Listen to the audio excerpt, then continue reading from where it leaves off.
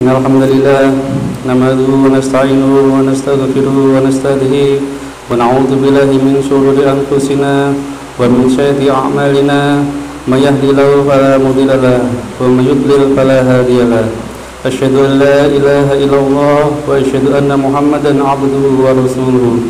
Allahumma shalli wa sallim wa barik ala sayyidina Muhammad wa ala alihi wa sahbihi wa man ihtada bil huda ila yaumil qiyamah. Amma ba'du, ya ibadallah, usini nafsi wa iyyakum bi taqwallah faqad fazal muttaqun. Wa qala Allah ta'ala, ya ayyuhalladzina amanu taqullaha haqqa tuqatih wa la tamutunna illa wa antum muslimun. Shadaqallahu al-azim. Jemaah yang dimuliakan Allah Subhanahu wa taala. Alhamdulillah, pada siang hari ini kita masih diberikan umur panjang oleh Allah Subhanahu wa taala.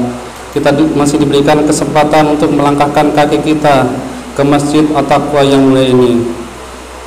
Dan dengan tujuan lain yaitu kita melaksanakan sholat Jumat. Maka dari itu, marilah kita memperbanyak ketakwaan kita kepada Allah Subhanahu wa taala agar kelak kehidupan kita di akhirat mendapatkan syafaat, mendapatkan naungan oleh baginda Nabi Muhammad SAW. Hadirin jemaah Jumat yang dirahmati Allah, pada kesempatan khutbah kali ini saya akan membawakan materi khutbah Jumat, yaitu tentang kehidupan dunia dan kehidupan akhirat. Jemaah rahimakumullah, pada hakikatnya manusia diciptakan oleh Allah Subhanahu wa taala tak lain dan tak bukan adalah untuk menyembah dan beribadah kepadanya. Seperti yang difirmankan bahwa Allah mengatakan, tidaklah aku menciptakan jin dan manusia kecuali untuk beribadah kepadaku. Maka dari itu, para hadirin jemaah Jumat yang dirahmati Allah, kita hidup di dunia ini hakikatnya hanyalah sementara. Ibarat seorang musafir yang berjalan di padang pasir yang kepanasan hingga ia menemukan satu pohon, lalu musafir tersebut hingga singgah untuk beberapa saat bernaung. Sama seperti kita dalam kehidupan ini, kita di zamannya umatnya Nabi Muhammad SAW mungkin diberikan umur hanya sekitar 60-70 tahun, dan pada hakikatnya kita juga akan segera kembali. Tapi kebanyakan manusia berpikir dan mengalami kehidupan ini, menjalani kehidupan ini seakan-akan hidup ini adalah hidup yang selama-lamanya. Kenapa seperti itu? Banyak contoh.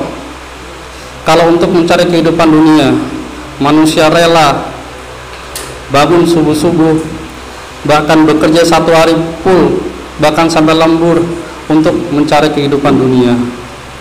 Lalu bagaimana dengan kehidupan akhiratnya, saudara? Kebanyakan mereka lalai.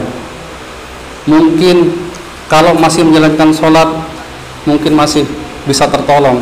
Tapi bagaimana yang mengatakan KTP-nya umat Islam, tapi ketika mencari akhirat dia lalai?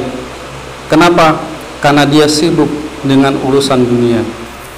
Ketahuilah saudara, bahwa pada hakikatnya harta yang diberikan Allah Subhanahu wa taala, rezeki yang diberikan oleh Allah itu sudah diatur kadarnya masing-masing manusia. Dan tidak akan berubah jatah tersebut walaupun kita banting tulang siang malam, walaupun kita beribadah siang malam, sholat 1000 rakaat umpamanya, itu tidak akan merubah rezeki yang sudah digariskan oleh Allah Subhanahu wa taala. Kita ambil contoh, seandainya rezeki kita sudah digariskan oleh Allah 500 juta, sampai bagaimanapun tidak akan berubah. Kenapa? Karena itu adalah rezeki yang sudah dijamin oleh Allah. Lalu bagaimana? Kadang-kadang kita melihat, dia saja nggak sholat, dia saja sering bermaksiat, sering berbuat dosa, kok masih diberikan banyak rezeki? Ya, kadang-kadang kita berpikir seperti itu. Ngapain saya sholat, ngapain saya capek-capek baca Quran, capek-capek tahajud, capek-capek jalan ke masjid, toh kenyataannya Allah sepertinya nggak adil. Sidang jemaah Jumat yang dirahmati Allah, sebenarnya Allah itu tidak melihat dunia ini berharga. Allah itu melihat dunia ini tidak lebih berat daripada 11 sayap nyamuk. Kita bisa kadang-kadang kalau dalam rumah kita menyemprot nyamuk dengan obat semprot, ya, coba kita ambil 11 sayap nyamuk, sebelahnya bukan 1 ekor, 11 sayapnya, kita bandingkan beratnya itu seberapa. Dan itu ibarat dunia ini, saudara. Allah itu tidak melihat isi dunia ini. Makanya dunia ini diberikan oleh Allah itu rata. Mau yang bermaksiat, mau yang taat, mau yang sholat, mau yang tidak sholat, itu semuanya diberikan. Bahkan orang-orang kafir di dunia barat sana itu hartanya lebih banyak daripada kita yang notabene kita orang Islam. Di Eropa sana hidupnya bergelimang harta, punya kapal pesiar, pesawat jet pribadi, villa, apartemen, bahkan pulau mereka punya. Kenapa? Karena dunia ini tidak ada harganya di mata Allah. Tapi coba kalau keimanan, ketakwaan itu Allah tidak berikan sembarang orang. Karena iman adalah sesuatu yang paling dicintai oleh Allah, sesuatu yang bisa membawa kita di surga. Maka dari itu beruntunglah kita sebagai umat Islam, kita sebagai manusia yang masih mau menjalankan sholat, yang masih beriman kepada Allah. Tandanya apa? Tandanya Allah masih sayang dengan kita. Tandanya Allah masih ingin kita masuk surganya. Maka kita baru saja kemarin melaksanakan Isra Mi'raj, bahwa Nabi Muhammad diperintahkan menjalankan sholat 5 waktu itu langsung diutus oleh Allah ke Sidratul Muntaha, ke langit ke-7. Ya, ketika itu malaikat Jibril tidak bisa menemani Nabi Muhammad naik ke Sidratul Muntaha. Kenapa? Karena yang bisa melihat dan bertatapan langsung dengan Allah adalah Nabi Muhammad. Malaikat Jibril akan terbakar ketika disuruh menemani Nabi Muhammad. Ayo kita sama-sama menghadap Allah. Tidak Muhammad, seandainya saya meneruskan terbang ke atas untuk menghadap Allah, maka saya pun akan terbakar dengan cahayanya. Maka ini adalah sangat spesial sekali. Bahkan kita tahu sendiri, pertama kali kita diberitakan sholat adalah 50 waktu. Artinya apa? Dalam satu hari, seandainya kita melaksanakan sholat 50 waktu, tidak sampai setengah jam sudah azan. Tidak sampai setengah jam sudah azan. Bagaimana caranya kita mencari dunia? Kenapa seperti itu? Karena Allah itu sudah menjamin rezeki manusia. Allah sudah menjamin rezeki, jodoh, dan Allah sudah menentukan ajal setiap manusia. Tapi surga dan neraka Allah itu kita yang menentukan. Bukan Allah, tapi diri kita lah yang menentukan antara kita masuk surga ataupun masuk neraka. Hadirin jamaah Jumat rahimakumullah. Maka dari itu mencari harta dunia itu boleh, asalkan digunakan untuk di jalan Allah. Kenapa? Karena apa gunanya kita memiliki harta yang melimpah tapi tidak bisa dibawa mati? Apa artinya kita memiliki ketenaran, nama yang besar, tapi semua itu menjadi dosa? Kenapa? Karena ria, karena ingin dipuji, karena ingin disebut orang besar, karena ingin disebut orang yang pintar, karena ingin disebut orang yang kaya. Buat apa saudara? Yang paling penting dalam kehidupan ini, cita-cita kita adalah masuk ke surganya Allah Subhanahu wa taala, ke Jannatul Naim bersama Rasulullah Muhammad sallallahu alaihi wasallam. Karena hakikatnya manusia itu asalnya dari surga. Manusia itu tergoda oleh bujuk rayu setan sehingga Nabi Adam diturunkan ke bumi. Dan kita di sini adalah intinya itu berlomba-lomba. Kita ini bukan hidup di dunia ini untuk berlomba-lomba atau bersenang-senang, untuk berleha-leha mencari dunia, bukan saudara. Tapi hakikatnya kita hidup ini adalah berlomba-lomba mencari bekal untuk kita hidup ke akhirat. Makanya ketika orang yang meninggal, kita selalu bacakan Yasin, tahlil, kita selalu kirim doa untuk orang yang meninggal. Kenapa?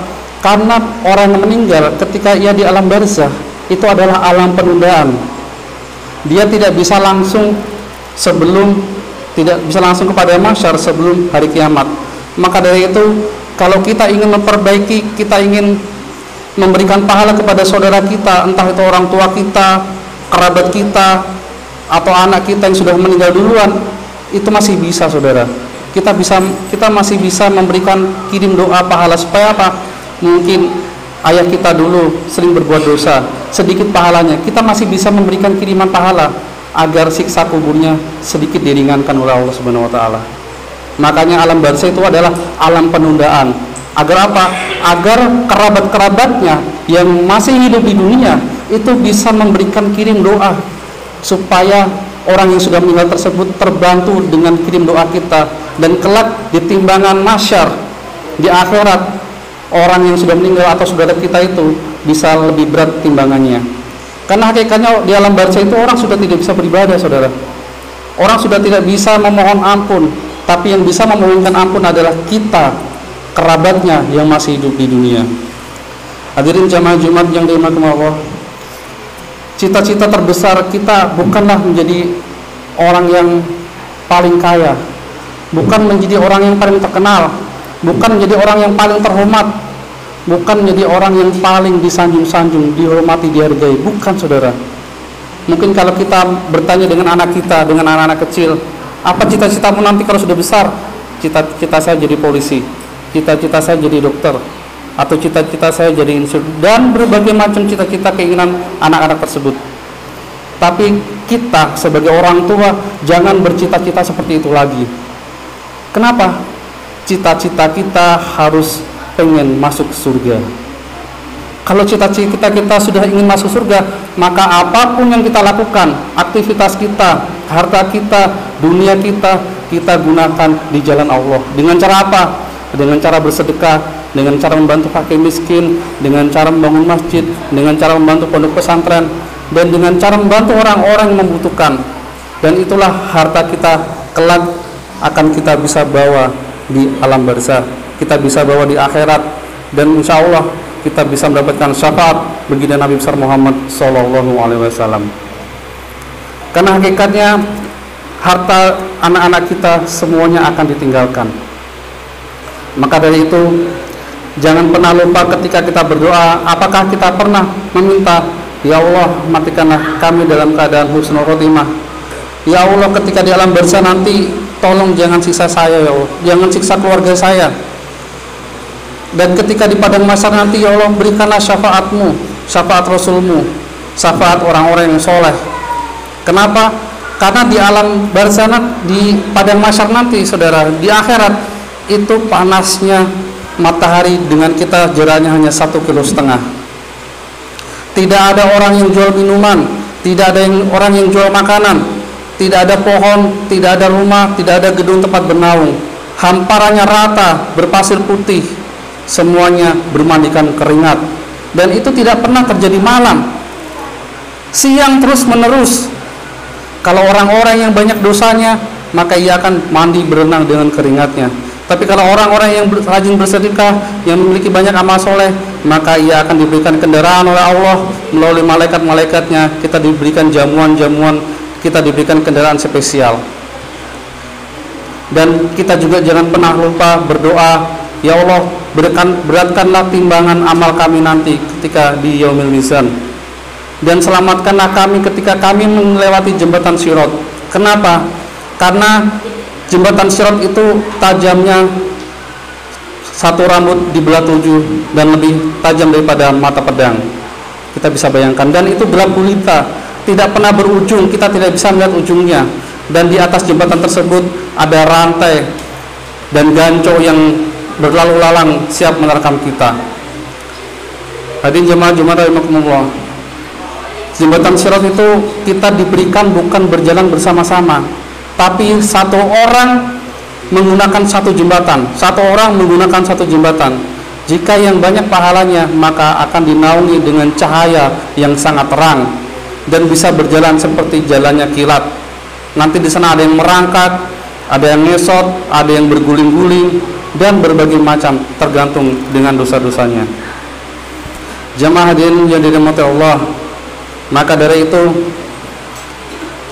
harta yang kita kumpulkan selama ini, jangan pernah kita merasa Allah itu tidak adil.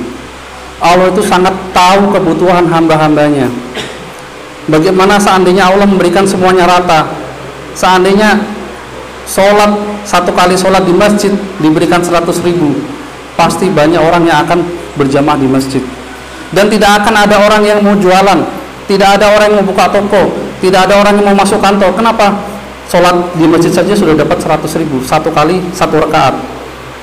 Kalau 4 rakaat 400.000, ya. Nah, untuk apa lagi saya bekerja di luar sana? Lebih baik saya ibadah terus. Seandainya Allah mau seperti itu bisa, saudara. Tapi tidak. Allah sudah mengatur rezeki kita masing-masing, sudah menakar sesuai porsinya. Kalau kita diberikan kekayaan, apakah bisa harta tersebut kita gunakan di jalan Allah, ataukah harta tersebut malah menggelincirkan kita selalu berbuat dosa? Kalau kita diberikan kemiskinan, Apakah kemiskinan tersebut selalu membuat kita merana, selalu membuat kita mengeluh, selalu membuat kita merasa tidak diadili oleh Allah? Jemaah Jumat yang dirahmati Allah, sesungguhnya kekayaan, harta, anak, dan sebagainya perhiasan dunia adalah cobaan. Semuanya cobaan. Jangan pernah merasa saya adalah orang yang paling hebat. Jangan pernah merasa saya adalah orang yang paling soleh. Jangan pernah merasa saya adalah orang yang paling pintar. Tapi kita harus mencontoh baginda kita Nabi besar Muhammad SAW, keteladanan dalam kehidupan sehari-hari. Sidang jamaah Jumat yang dirahmati Allah, sepatutnya kita sebagai manusia selalu bersyukur, karena kadang-kadang kita merasa lalai kalau tidak ditegur oleh Allah. Kadang kita merasa dalam kehidupan ini kok gampang-gampang saja, lancar-lancar saja. Hati-hati, kalau semua urusan kita diperlancar oleh Allah, harta kita diperbanyak oleh Allah, anak-anak kita diberikan kesehatan, istri kita diberikan ketentraman, akur dengan kita tidak pernah punya masalah, tapi kita tidak pernah menjalankan sholat, tapi kita tidak pernah bertakwa kepada Allah, hati-hati, karena itu adalah istijrad. Istijrad adalah azab Allah yang diulur-ulur, sehingga pada masanya nanti ketika Allah sudah muak, ketika Allah sudah jengkel, satu kali kita akan dijatuhkan. Dan ini banyak sekali terjadi di sekitar kita, saudara-saudara kita yang mengalami hal tersebut. Tapi beruntunglah bagi kita yang mungkin masih diberikan keimanan, masih diberikan kesadaran untuk kita senantiasa bertakwa kepada Allah. Hadirin jemaah Jumat yang dirahmati Allah, untuk mendapatkan pahala jariah di zaman sekarang ini sangatlah mudah. Dengan cara apa? Kalau kita mungkin tidak mampu bersedekah, kita tidak bisa mungkin mengeluarkan uang yang banyak untuk di jalan Allah, tapi khususnya untuk anak-anak muda atau bapak-bapak yang suka online di Facebook dan sebagainya, banyak sekali ladang dakwah di sana. Kita bisa share motivasi-motivasi dakwah, video-video Islami tentang ceramah, tentang keagamaan. Satu kali kita share hal tersebut dan dibaca oleh ratusan orang, maka itu akan menjadi pahala jariah hingga kita meninggal nantinya. Daripada hanya buka-buka Facebook, hanya dibaca dan tidak karuan, WA yang tidak karuan, lebih baik kita gunakan jempol kita ini nanti akan dihisap, saudara. Kita gunakan untuk share hal-hal yang positif, hal-hal yang membangun, hal-hal yang menyadarkan orang tentang kehidupan dunia ini adalah sementara dan akhirat adalah selama-lamanya. Barakallahu li wa lakum fil Qur'anil azim wa nafa'ani wa iyyakum bima fihi minal ayati wa dzikril hakim wa taqabbalallahu minna